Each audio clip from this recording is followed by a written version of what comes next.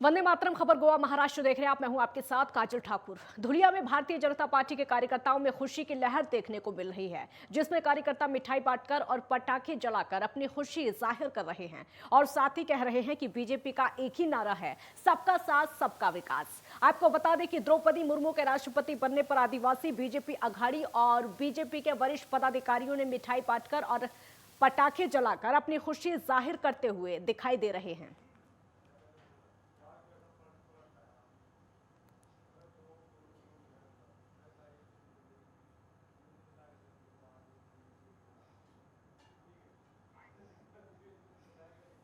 Bharatiya Janata party की ओर से माननीय पंतप्रधान नरेंद्र मोदी इनके प्रयत्नों से एक आदिवासी समाज की महिला भारत की राष्ट्रपति महामहिम राष्ट्रपति हो रही है।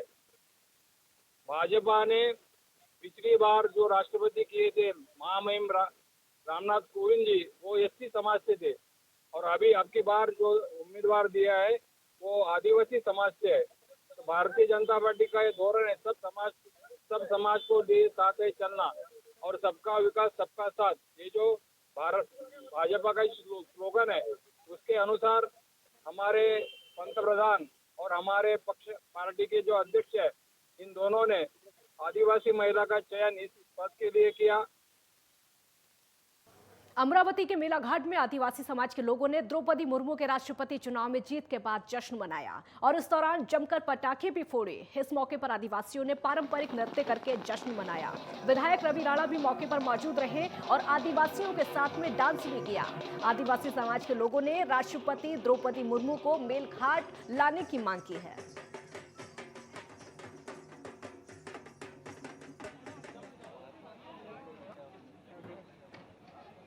ये देखिए तस्वीर आप देख सकते हैं अमरावती की, महाराष्ट्र के अमरावती की तस्वीरें हैं, जहां पर आदिवासी समाज ने यहां पर जश्न मनाया है। द्रौपदी मुर्मू देश की राष्ट्रपति बन चुकी हैं और विधायक रवि राणा भी यहां पर मौजूद रहे और ये पारंपरिक तरीके से जश्न मनाया गया है और ये लोग मांग भी करते हैं कि द्रौपदी मुर्मू यहां पर भी आए, इनके यहां पर भी आए, ताकि ये लोग उनका स्वागत कर सकें। बहुत ज्यादा जश्न का माहौल इस समय देश भर में देखने को मिल रहा है द्रौपदी मुर्मू के राष्ट्रपति बनने पर, क्योंकि एक आदिवासी समाज से महिला देश की राष्ट्रपति बनी है। ये पहली बार हुआ है और यही वजह है कि सिर्फ आदिवासी समाज में खुशी का माहौल नहीं है, बल्कि देश भर में और देश की महिलाओं को भी खुशी है कि एक महिला राष्ट्रपति फिर से बनी है।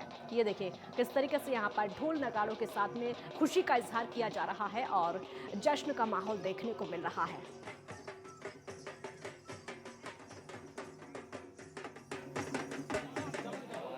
गांव में बेलघाट में आदिवासी एरिया में कि महामहिम द्रौपदी मुर्मू जो देश की राष्ट्रपति बनी है, ये हर आदिवासी को गर्व है।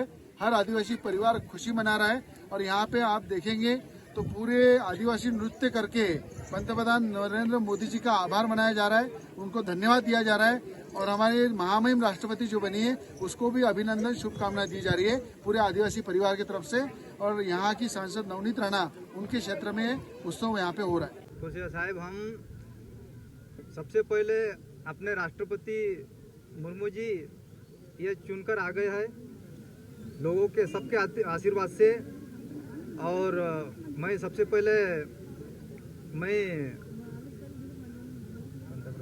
पंतप्रधान मोदी जी इनका आभार व्यक्त करता हूं, जिन्होंने आज किसी पक्ष ने, किसी पार्टी ने, किसी व्यक्ति ने, किसी प्रधानमंत्री ने या किसी सांसद ने ऐसे ये अवसर नहीं दिया हमारे आदिवासियों को सर्वोच्च पद पे बैठने का। ये बहुत बड़ी गर्व की बात है। जो हमारे समाज के महिला राष्ट्रपति बने हुए हैं, हम रवि राणा के साथ में बहुत खुशी है, इसलिए हम मिठाई वगैरह बांट रहा है रवि राणा के साथ में और बहुत खुशियाँ मना रहा है और खुशी है हम।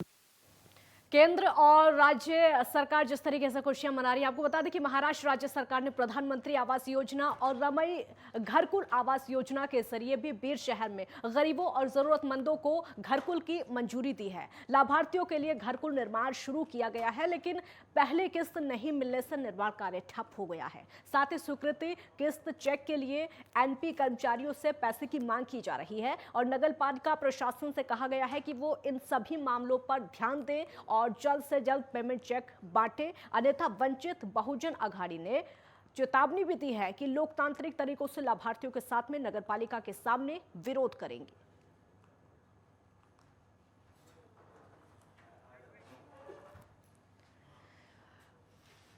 और यवतमाल में सांसद हेमंत पाटिल का शिंदे समूह में शामिल होने के कारण विरोध किया गया है। शिवसेना की ओर से उमरखेड़ा उद्धव ठाकरे गुट ने हिंगोली लोकसभा सांसद हेमंत पाटिल के बीच शिंदे समूह में शामिल होने को लेकर सार्वजनिक रूप से विरोध किया है और सांसद हेमंत पाटिल का पुतला भी दहन किया गया है। देखिए तस्वीरों में भी आप देख सकते हैं किस तरीके से पुतला दहन किया जा रहा है।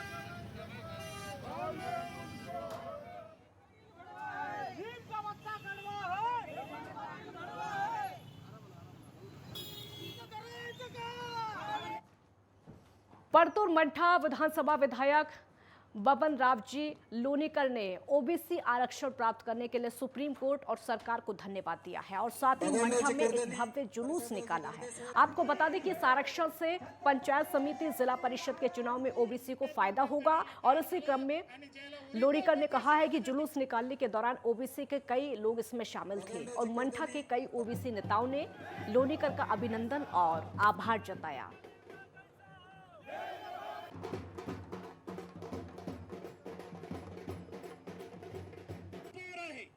ही पद ओबीसी समाजाला मिळत होती। मुंबई के दादर स्टेशन के पास में आप कार्यकर्ताओं ने बिजली की कीमतों की बढ़ोतरी को लेकर विरोध प्रदर्शन किया है और इस दौरान आप कार्यकर्ताओं ने शिंदे सरकार और बीजेपी के खिलाफ जमकर नारेबाजी की। इसी बीच आप नेता और कार्यकर्ताओं ने शिंदे और देवेंद्र फडणवीस के बैनर लेकर प्रदर्शन किया। साथ ही टीवी, फ्रिज और एक महिला सिर पर मटका लिए प्रदर्शन करती हुई नजर आई। तो जहाँ पे उत्पादन खुद का हो, महाराष्ट्र में उत्पादन खुद का है तो वो तो बिजली बिल्कुल मुफ्त दे। हमारे नेता कैसा हो। अमरावती जिले में अचल मतदार संघ के आपदा प्रबंधन की बैठक चादुर बाजार के तहसील कार्यालय में आयोजित की गई। इस बैठक में विधायक बग्गू कडू ने राजस्व विभाग के अधिकारियों समेत सभी कर्मचारियों को कहा कि अचलपुर समेत महाराष्ट्र में जारी तेज बारिश से ग्रामीण क्षेत्रों के किसानों समेत कई नागरिकों को बड़ी संख्या में नुकसान हुआ है और इन सभी आपदा प्रभावित परिवारों के सर्वेक्षण कार्य पूरी तरह से तत्काल मदत इनको दी जाए। पूर्ण राज्यामध्ये तर देशामध्ये सातत्यानं पाऊस सुरू आहे, सतत पाऊस सुरू आहे। काही ठिकाणी 65 mmच्या वरती गेला, 70 mm पर्यंत चांदूरबाजारचा पाऊस गेलेला आहे। काही तालुक्यात कमी झाला तरी पण सतत पाऊस असल्यामुळे नुकसानाची टक्केवारी वाढत चाललेली आहे। आता नियम हा जरी असला 65 mmच्या वर पाऊस आल्याशिवाय नुकसान भरपाई देता येत नाही, पण यासाठी सातत्यानं जे सातत्य पावसाचं आहे 7 दिवसापासून त्याच्यामुळे 65 mmच्या वर जरी पाऊस गेला नसेल पर डेचा तरी सतत पावसामुळे जे नुकसान होत आहे ते आता आम्ही अंतर्भूत करायला लावलं, त्याचा सर्वे करायला लावला आणि त्यानुसार सरकारला आम्ही प्रस्ताव पाठवणार आहोत। तसेच पडलेल्या घराचं आणि नुकसान जे घर भविष्यात पडणार आहे, आत्ताच आमच्या पठाण मंडल अधिकाऱ्यांना 2 परिवाराला वाचवलं आहे। नासिक में मानसून के चलते अब तक जिले के चहू और खूब बारिश नापी गई है। इसी के चलते जिले के लगभग सभी बांध लबालब भर चुके हैं। साथ ही नदियां उफान पर हैं और ऊंचे झरनों से गिरने वाली जलधाराएं पर्यटकों को अपनी ओर आकर्षित करते हुए नजर आ रही हैं। ऐसे में शहर में पर्यटक स्थलों समेत ऐसी कई जगह पर उमड़ रही भारी भीड़ के चलते प्रशासन ने सुरक्षा के लिहाज से कई ऐसे स्थलों पर लोगों की मौजूदगी पर फिलहाल रोक लगा दी है, लेकिन बावजूद इसके कुछ पर्यटक प्रशासनिक नियमों की ओर अनदेखी करने झरनों पर जमा हो रहे हैं। अहमदनगर जिले के शेवगांव गेवराई सड़क की बहुत हालत खराब है और सड़क पर बड़े बड़े गड्ढे हो रहे हैं और इसी के चलते वाहन चालक अपनी जान जोखिम में डालकर इस सड़क पर आवाजाही कर रहे हैं। ठाणे जिले के शाहपुर और बीड जिले के गेवराई को मंजूरी मिल गई है। स्थिति को देखते हुए शेवगांव तालिका और राज्य सड़क पर आसपास के क्षेत्र में बालमत कली के कार्यकर्ता जल्द ही सड़क के संबंध में एक बयान देकर जन आंदोलन करेंगे। ये रास्ते पे बहुत ट्रैफिक रहता है, मगर बरसात की वजह से साल 2 साल में ये रास्ता इतना ख़राब हो गया है कि जहाँ जहाँ खड्डे हुए उसकी वजह से कई डेथ यहाँ पे हो चुके हैं। लेकिन ये रास्ते की जो परिस्थिति है इसके ऊपर जो गवर्नमेंट के ऑफिसर है, जो डिपार्टमेंट है, वो बिल्कुल ही यहाँ पे ख्याल नहीं करता है। इसलिए लोगों के शिवगांव जाने तक बहुत हाल हो रहे हैं। ऐसा देखा जाए तो ये रास्ता अभी नेशनल हाईवे पे सैंक्शन हो चुका है, मगर नेशनल हाईवे सैंक्शन हो चुकने के बाद भी अभी ये रास्ते का काम शुरू नहीं हो रहा है। शिवगांव गेवराई ये जो हाईवे है, इस हाईवे से जाने वाले साउथ से लेकर शिरडी जाने वाले, शिंगणापुर जाने वाले, राक्षस भवन जाने वाले, साउथ से आने वाली बहुत सारी पब्लिक, बहुत सारे ट्रैफिक इसी रोड से जाता है। और इस रास्ते की दुर्दशा इतनी भयंकर हो चुकी है कि इस पर सारे गड्ढे हैं कि रास्ता है ये कुछ समझ में नहीं आ रहा। और ये नेशनल हाईवे में शाहपुर गेवराई जो प्रपोज नेशनल हाईवे है, उस हाईवे में इस रोड को लिया हुआ है। उसका डीपीआर भी सेंट्रल गवर्नमेंट के एजेंसियों ने बनाया हुआ है। नासिक के त्र्यंबकेश्वर तहसील में शेद्री पांडा खरशेद के ग्रामीणों को पेयजल लेने के लिए 30 फीट गहरी नदी में उतरना पड़ता है और उस नदी में उतरने के लिए उनको लकड़ियों का सहारा लेना पड़ता है और सावरपाड़ा जाना पड़ता है। इस तरह से महिलाओं का पानी लाने के लिए सफर तय करना काफी खतरनाक है। हाल ही में आदित्य ठाकरे के आदेश पर इस क्षेत्र में एक लोहे का पुल बनाया गया था, लेकिन पुल मजबूत ना होने के चलते पहली ही बारिश में वो बह गया, जिसके चलते लोग एक बार फिर से परेशान हैं। स्थानीय लोगों ने प्रशासन पर आरोप लगाया है कि उन्होंने इस पुल के निर्माण के दौरान इसकी ऊंचाई और चौड़ाई बढ़ाने की मांग की थी, लेकिन प्रशासन ने इस ओर ध्यान नहीं दिया और पुल निर्माण का काम पूरा कर दिया गया, जिसके चलते ये पुल पहली ही बारिश में बह गया। लोगों ने इस मामले की जांच करके दोषियों पर कार्रवाई की मांग की है।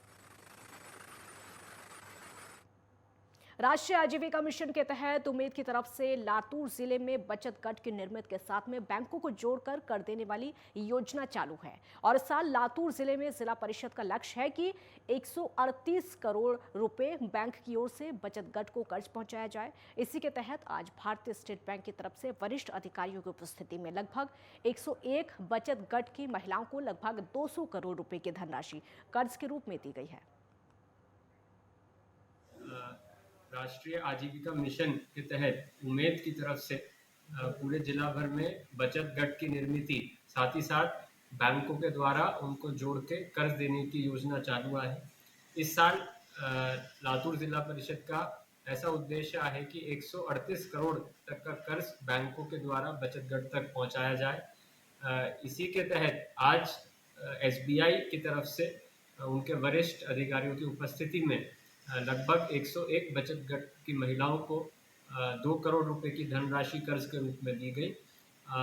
आगामी वर्ष में सभी बचत गटों को ज़्यादा से ज़्यादा कर्ज कैसे दिया जाए, इस पर काम शुरू हुआ है। एक ब्रेक ले, यहाँ पर रुकेंगे, जल्द लौटेंगे।